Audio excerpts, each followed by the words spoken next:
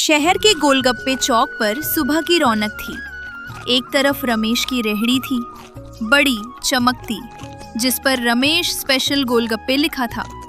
उस पर भीड़ लगी हुई थी। लोग हंस रहे थे, चिल्ला रहे थे, मजे कर रहे थे। अरे वाह रमेश भैया, आज तो पानी में जान आ गई है। ऐसा तीखा, ऐसा खट्टा, जीभ पर बिजली दौड़ गई। 2 और प्लेट पैक कर दो भैया, घर ले जाना है। घरवाली ने मन किया है, पर मैं छुपा कर ले जाऊंगा। अरे भाई, घरवाली को क्या बताना, ये तो हमारा राज है। लो, आपके लिए 2 अतिरिक्त गोलगप्पे फ्री, और ये विशेष पुदीना इमली का पानी जो मैंने सुबह 4 बजे पीसा है। रमेश, तू तो गोलगप्पे का राजा है। बचपन से खा रहा हूं, आज भी वही स्वाद। अरे नहीं नहीं, बस मेहनत है भाई, मेहनत और माँ का आशीर्वाद। लो, किसी को और चाहिए? वहीं दूसरी तरफ गोपू अकेला बैठा था।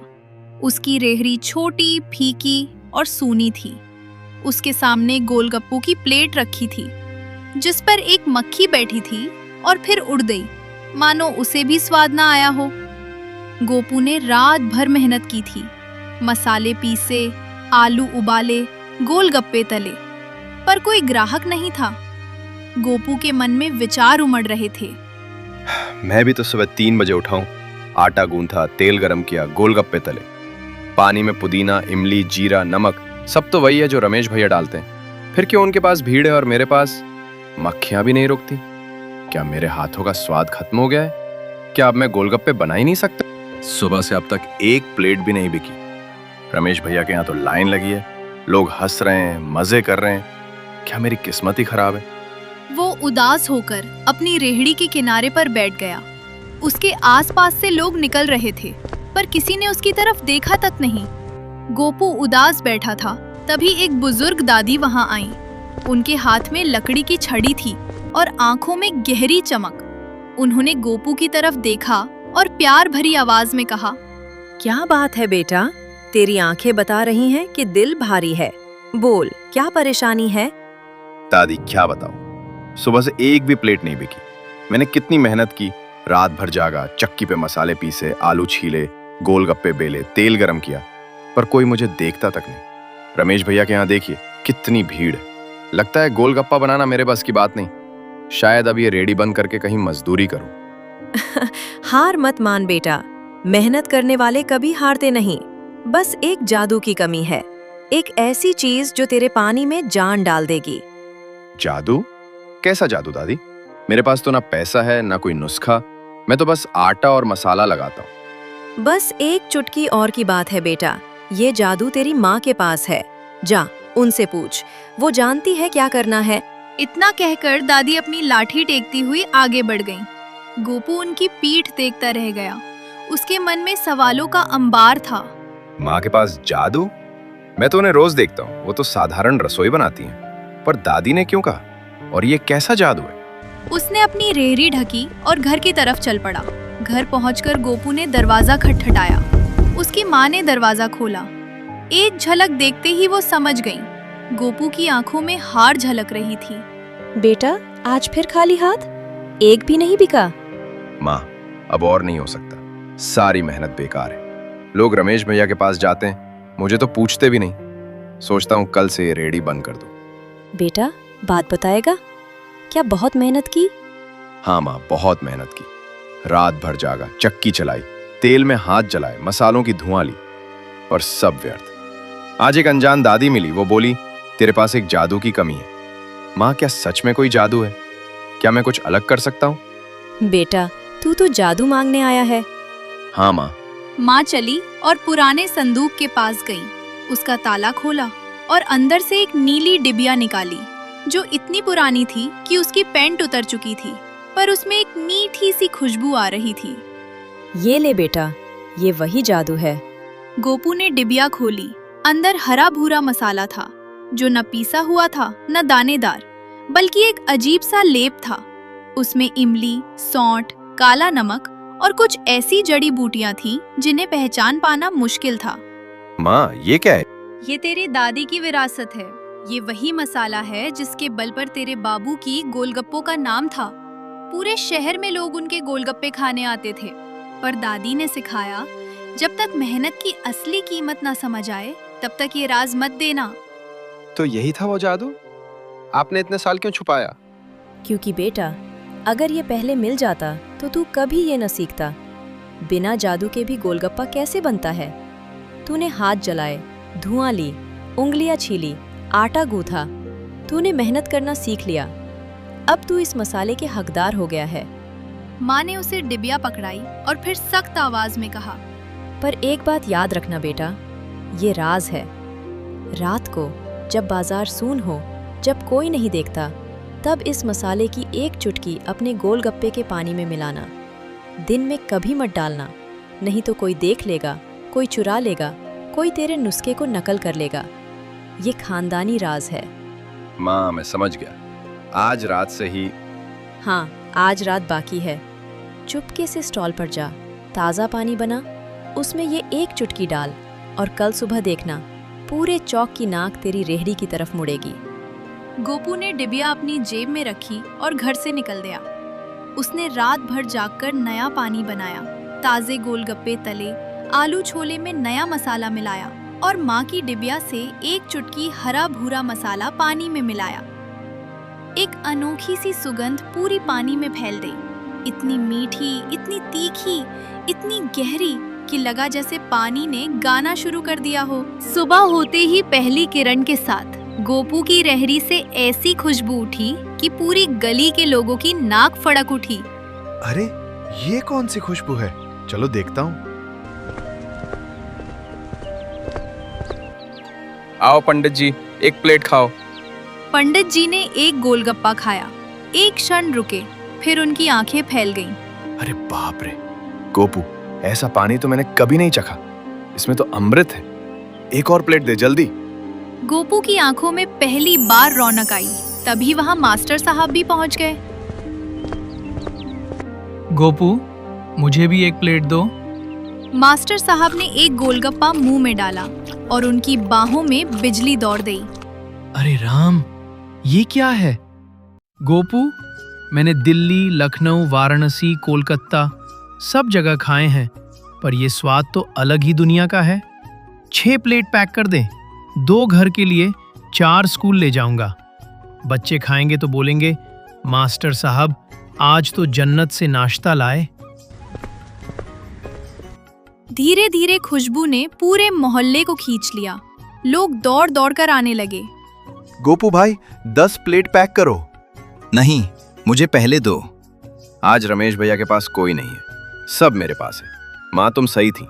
मेहनत और जादू दोनों साथ चलें तो कुछ भी हो सकता है। दूसरी तरफ रमेश की रेहड़ी सूखी पड़ी थी। कोई ग्राहक नहीं था। वो गुस्से से कांप रहा था। ये क्या हो गया? 1 हफ्ते पहले ये लड़का मुझसे उधार प्लेट मांगता था। आज उसके पास भीड़ है और मेरे पास हवा भी नहीं रुकती। क्या ये सच में उसकी मेहनत है या कुछ गड़बड़ है? उसने गोपू के स्टॉल पर नजर दौड़ाई। गोपू कुछ छिपा कर रख रहा था। उसकी जेब से एक नीली डिबिया का कोना दिख रहा था। रात गहरी हो गई। चौक सूना पड़ा था। रमेश छिपकर चौक पर गया। उसने दूर से देखा, गोपू अपनी रेहड़ी के पास बैठा था। उसके हाथ में वो नीली डिबिया थी। नीली डिबिया? ये क्या है? कल तक तो नहीं थी। अच्छा, तो ये है राज। गोपू ने पानी की बाल्टी खोली और डिबिया से एक चुटकी हरा भूरा मसाला उसमें डाला। तुरंत ही वही अनोखी खुशबू हवा में फैल गई। रमेश की आंखें आग बन गईं। हाँ, अब समझ आ गया। ये कोई मेहनत नहीं, कोई घपला है। और अब इसका खेल खत्म। कल से मैं सबको बताऊंगा, ये जादूगर है। अगली सुबह रमेश ने कोई वक्त नहीं गवाया। वो सीधा पंडित जी के घर गया। पंडित जी, मैंने कल रात खुद देखा। गोपू अपने पानी में कुछ गुप्त पदार्थ डाल रहा था, एक नीली डिबिया से। अगर अच्छी चीज होती तो दिन में क्यों नहीं डालता, रात में क्यों? ये तो गंभीर बात है। क्या कोई नशीली दवाई? मैं नहीं जानता, पर आप समझदार हैं। बस किसी को मत बताना कि मैंने कहा। और फिर अफवाहों का सिलसिला शुरू हो गया। पंडित जी ने पत्नी को बताया, पत्नी ने पड़ोसन को, पड़ोसन ने हैंडपंप वाली महिलाओं को। सुना है गोपू की गोलगप्पे में जहर है। हाँ, उसने रात को काला पदार्थ डाला। क्या पता अफीम हो, इसीलिए लोग बार बार खाने को दौड़ते हैं। मेरे लड़के को तो कल ही पेट में दर्द हुआ था, अब समझ आया। ये बात पान की दुकान पर, सब्जी मंडी में, पूरे चौक में फैल गई। अगली सुबह गोपू ने ताजा पानी बनाया, वही खुशबू फैली, पर कोई ग्राहक नहीं आया। लोग दूर से उंगली उठाते रहे। अरे ये वही है ना जिसकी चर्चा है, मत जाओ वहां, सुना है उसके पानी में जहर है। क्या हो गया? कल तो लाइन लगी थी, आज कोई नजर नहीं उठाता, क्यों? उसने एक दो ग्राहकों को पुकारा, पर वे मुंह मोड़कर चले गए। अंत में उसने हार मान ली। बिना एक प्लेट बेचे वो घर लौट आया। माँ, अब सब खत्म हो गया। किसी ने अफवाह फैला दी है कि मेरे पानी में जहर है। माँ, मैं तो बस तेरा दिया मसाला डालता हूँ। किसने फैलाई अफवाह? रमेश भैया ने रात को देख लिया था, वही बात अब सब जगह फैल गई है। मैं निर्दोष हूँ, पर सब मुझे दोषी मान रहे। बेटा घबरा मत, सच को छुपाने से अच्छा है सच को चौपाल पर खोल देना। कल हम चौपाल बुलवाएंगे, सारा गांव इकट्ठा होगा। तू अपनी डिबिया लेकर जाना, मैं भी चलूंगी। सबको बताएंगे कि ये कोई जहर नहीं, हमारी खानदानी विरासत है। पर अगर कोई विश्वास नहीं करेगा? तो मैं खुद बनाऊंगी गोलगप्पा, खुद खाऊंगी और सबको खिलाऊंगी। और जिसने झूठ फैलाया उसे सजा मिलेगी। गोपू को अपनी माँ के साहस से नई ताकत मिली। उसने रात भर सोचा कि कैसे सच को साबित करेगा। अगले दिन चौपाल सजी, पूरे मोहल्ले के लोग इकट्ठा हो गए। बीच में मुखिया जी बैठे थे। गांव वालों, आज गोपू की गोलगप्पे के बारे में सच जानेंगे। रमेश खड़ा हुआ, उसके चेहरे पर दबी हुई मुस्कान थी। मुखिया जी, मैंने रात को खुद देखा, गोपू अपने पानी में गुप्त पदार्थ डाल रहा था, नीली डिबिया से। अगर अच्छी चीज होती तो छिपाकर क्यों डालता? मुझे तो बस गांव की चिंता है, कल को किसी का बच्चा बीमार पड़ गया तो। इतना सुनकर कुछ लोगों ने सिर हिलाया, पर तभी गोपू खड़ा हुआ। उसके हाथ में वही नीली डिबिया थी। मैं रात को ये इसलिए डालता हूँ ताकि कोई देख ना ले, कोई चुरा ना ले, कोई मेरे नुस्खे को नकल ना कर ले। ये मेरी माँ का खानदानी मसाला है। इमली, सौंठ, काला नमक, पुदीना और जड़ी बूटियां। कोई जहर नहीं, कोई नशा नहीं। अगर आपको इतना भी शक है तो मैं साथ में गोलगप्पे लाई हूँ। मैं आपके सामने इन गोलगप्पे को खाती हूँ। तब वही बुजुर्ग दादी भी वहां पहुंची और बोली, मैं खुद आयुर्वेदिक चिकित्सक हूँ, ये प्राकृतिक मसाला है, जहर नहीं। रमेश, तूने ईर्ष्या में एक मेहनती लड़के का नाम बदनाम कर दिया। मास्टर साहब भी खड़े हुए। मैं रोज गोपू के यहाँ खाता हूँ, मुझे कभी कोई परेशानी नहीं हुई। ये सब ईर्ष्या है। मैं फैसला सुनाता हूँ, गोपू की गोलगप्पे में कोई जहर या नशा नहीं है। ये सब रमेश की ईर्ष्या और झूठी अफवाह थी। मुखिया जी, मैंने तो बस जो देखा बताया। चुप रह, तूने बिना सबूत बदनामी फैलाई। सजा 1 महीने तू गोपू की रेहड़ी पर मुफ्त में काम करेगा। सुबह से शाम तक आटा गूंथना, गोलगप्पे बेलना, पानी बनाना, सब करना होगा। और जिन जिन को झूठ बताया सबसे माफी मांगेगा। रमेश का सिर झुक गया, उसकी आंखों में पश्चाताप था। गोपू, मुझे माफ कर दे, मुझे सच में अपनी गलती का एहसास हो गया। रमेश भैया, हम दोनों एक ही बाजार में हैं। हम प्रतिद्वंदी नहीं, साथी हैं। चलो मिलकर काम करेंगे। अगले दिन से गोपू और रमेश दोनों एक साथ चौक पर आए। अब 2 रेहड़ियां थीं, पर दोनों की पानी में वही खानदानी मसाला था, क्योंकि गोपू ने रमेश को भी वो राज बता दिया था। माँ ने सिखाया, जो ज्ञान बांटा जाए वही बढ़ता है। अब पूरा चौक खुशबू से भरा रहता था। लोग दोनों रेडियो पर लाइन लगाते और दोनों एक दूसरे को बढ़ावा देते। अब तो हमें दोहरा लाभ है, गोपू की और रमेश की, दोनों में अलग अलग स्वाद। यही तो है सच्चा बाजार, जहां ईर्ष्या नहीं प्रेम हो। गोपू की माँ चौक के कोने पर खड़ी थी। उनकी आंखों में गर्व के आंसू थे। बाबूजी, तुम्हारा राज अब बेटा संभालेगा, और अब तो 2 बेटे हैं।